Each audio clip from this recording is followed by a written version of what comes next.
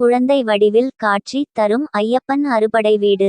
குளத்துப்புழை சாஸ்தா கோவிலில் ஐயப்பன் குழந்தையாக காட்சி தருவதால் பால சாஸ்தா என்று அழைக்கிறார்கள். இதனை உறுதிப்படுத்தும் விதமாக இக்கோவிலின் வாசல் சிறு குழந்தைகள் நுழையும் அளவிற்கே உள்ளது. இது ஐயப்பனின் அறுபடை வீடுகளில் ஒன்றாக திகழ்கிறது. கேரளாவில் உள்ள முக்கியமான 108 சாஸ்தா கோயில்களில் குளத்துப்புழை பால சாஸ்தா கோவிலும் ஒன்று.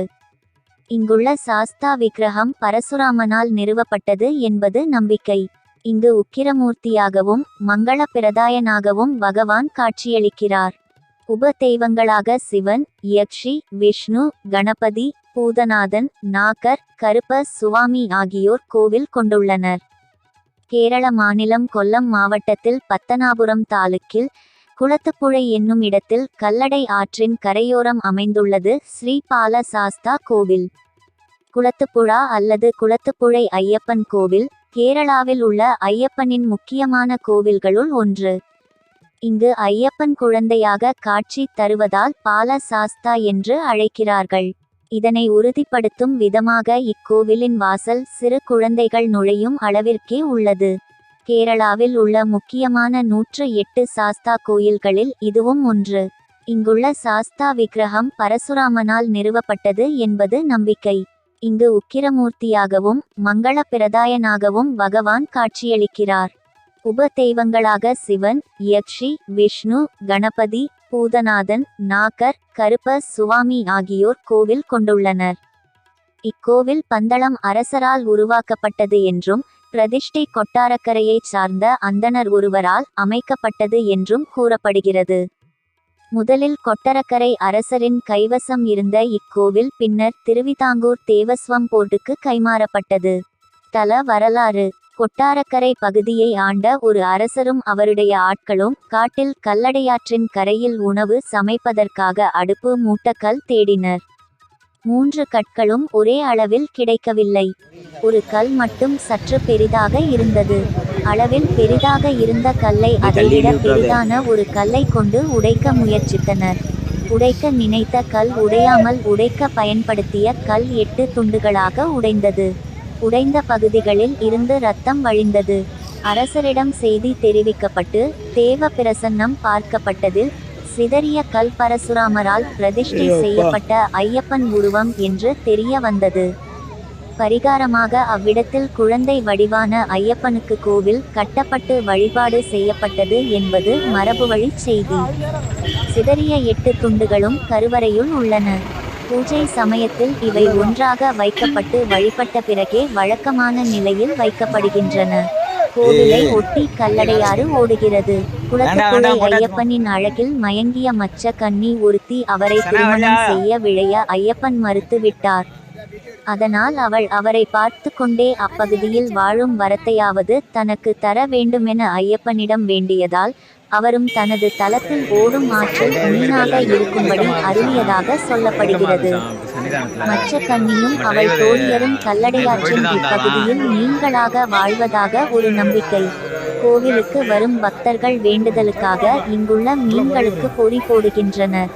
ஆற்றின் மற்ற பகுதிகளில் இல்லாத அளவில் இங்கு மீன்கள் அதிகளவில் காணப்படுகின்றன. தேவர்கள் இங்கு மீன் வடிவத்தில் இருப்பதாக மற்றொரு தகவலும் சொல்லப்படுகிறது. சிறிய நுழைவு வாயில். கோவில் அமைப்பு. குளத்துப்புழா கோவில் கேரள கட்டிட அமைப்பைச் சேர்ந்தது. மரத்தாலான கோவில். நடுவில் கருவறையும் சுற்றி மரத்தாலான கூரையுடன் கூடிய சதுர வடிவ பிரகாரம். இங்கு ஐயப்பன் பாலகனாக கருவறையில் காட்சி தருகிறார். பிரகாரத்தின் வலப்புறத்தில் யட்சியம்மன் சந்நிதி உள்ளது. குழந்தை வரம் வேண்டி இந்த அம்மனுக்கு தொட்டில் கட்டினால் குழந்தை பாக்கியம் கிடைக்கும் என்பது நம்பிக்கை. பிரகாரத்தை வலம் வரும்போது தனியே பிரிந்து செல்லும் பாதை திறந்தவெளி கோவிலாக அமைந்துள்ள நாகராஜர் கோவிலுக்கு இட்டு செல்லுகிறது. இவ்விரண்டு சந்நிதிகள் தவிர கோவிலைச் சுற்றி விநாயகர், மாம்பழத்துரையம்மன், பூதத்தார் சந்நிதிகளும் அமைந்துள்ளன. கோவில் அமைப்பு. குளத்துப்புழா கோவில் கேரள கட்டிட அமைப்பைச் சேர்ந்தது. மரத்தாலான கோவில். நடுவில் கருவறையும் சுற்றி மரத்தாலான கூரையுடன் கூடிய சதுர வடிவ பிரகாரம். இங்கு ஐயப்பன் பாலகனாக கருவறையில் காட்சி தருகிறார். பிரகாரத்தின் வலப்புறத்தில் யட்சியம்மன் சந்நிதி உள்ளது.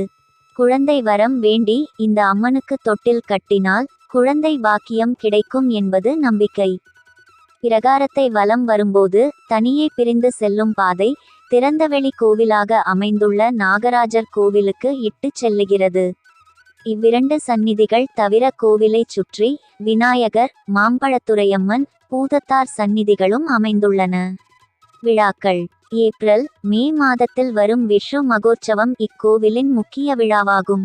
சித்திரை மாதம், மலையாள மேட மாதம் 5 முதல் 14 வரை நடைபெறும் திரு உற்சவமும் முக்கிய விழாவாகும். பிரார்த்தனை. விஜயதசமி தினத்தன்று இங்கு வித்தியாரம்பம் எனும் நிகழ்ச்சி விமரிசையாக நடக்கிறது.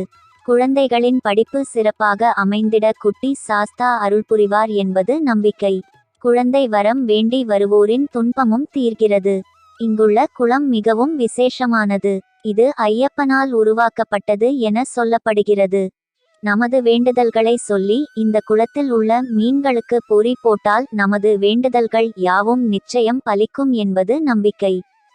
தமிழகத்தில் குளத்துப்புழா சாஸ்தா சபரிமலா செல்லும் பக்தர்கள் செங்கோட்டையிலிருந்து ஆரியங்காவு, குளத்துப்புழா சென்று ஐயப்பனை வழிபட்டபின் பந்தளம் சென்று பின் அங்கிருந்து சபரிமலைக்கு செல்வது வழக்கம்.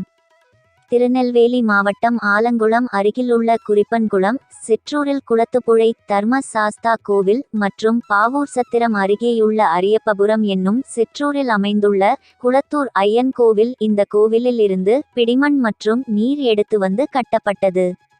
இன்றைக்கும் இந்த கோவில் திருவிழாவின் போது குளத்துப்புழா சென்று நீர் எடுத்து திரும்புவது வழக்கம். கோவிலுக்கு எப்படி செல்வது? கொல்லம் மாவட்டத்தின் கிழக்கு பக்கம் திருவனந்தபுரம் செங்கோட்டை சாலையில் வனப்பகுதியில் அமைந்துள்ளது. தமிழகத்து பக்தர்களுக்கு தென்காசி, செங்கோட்டை, ஆரியன்காவு, தென்மலை பாதை வழியே இக்கோவிலுக்கு வரலாம். தென்மலை மிக அருகிலுள்ள ரயில் நிலையம். இது கோவிலில் இருந்து சுமார் 10 கிலோமீட்டர் தொலைவில் உள்ளது.